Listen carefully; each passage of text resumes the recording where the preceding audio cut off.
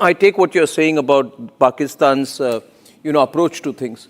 But I'd say one thing to you, Dr. Christine Fair. I know this is part of the narrative that is sold to the West, that the media in India is jingoistic and the Indian media... It is jingoistic. This show is jingoistic. Yeah, let me, I mean, if you find this jingoistic, you could from your perspective. But let me tell you this, Christine Fair. You need to be in a country which has suffered these kind of terrorist attacks to come to that kind of conclusion. I would respectfully completely disagree with the semantics of jingoistic, because I think that would be slightly patronizing towards the pain that the people of the country have been through. Everything is relative, Christine Fair. Allow me to complete. Allow me to complete, please. Allow me to complete. Allow me to complete. Since you said something, I'm giving you my perspective.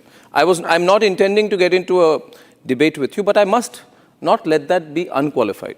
My point to you is, everything, Christine Fair, you've studied the subcontinent long enough to know. That has nothing to do with the suffering you've studied the Your jingoism undermines the suffering. 1 minute. Because See, it creates Christine, please do not give me this academic intolerance and listen to what I'm saying. I'm going to give you academic. Listen to what I'm saying. Listen to what we live in India, unlike you. So there's a slight difference.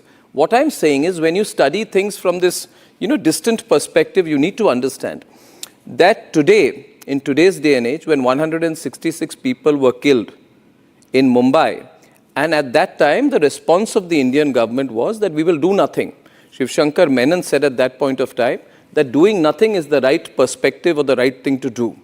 Right? You compare that response, Christine Fair, and when you say the jingoistic media raises people's expectations and that gets rolled over to the politicians, I'm afraid, but you have a complete misreading of the expectations of the Indian people. If you had been in Mumbai or Pune or Delhi in the November or December of 2008, let me assure you, you didn't need the media to feel. I, Christine Fair, covered 26/11 for 100 hours flat. It was not jingoistic, it was objective reporting. People came out on the gateway of India in tens of thousands supporting what we were saying in the media, because the media was a reflection of the people. Okay, so that don't just put that into these intellectual crannies of jingoistic and all that. It's not. It's very supercilious, and I would suggest you should avoid it. You're a good academic, but why do you want to make sweeping statements without having the lived experience of the country? General Bakshi, maybe General Bakshi can tell you. See, this is what happened. You put yourself in this intellectual, you put yourself into these intellectual ivory towers without lived experience. Then you pass justifications on the people. Let me tell you, were you jingoistic after 9/11 happened?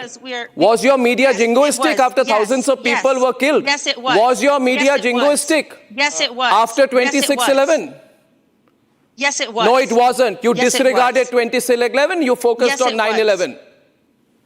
Our media after your media was a servile follower of the WMD theory. And we are not going to listen to American superciliousness anymore. Just like you're a servile I am telling you this. See, the problem is, the moment you are intellectually questioned, you become intolerant. So I will give it back to you, because I want everyone on. I am not among those people who will listen to any amount of patronizing from an American academic or any academic.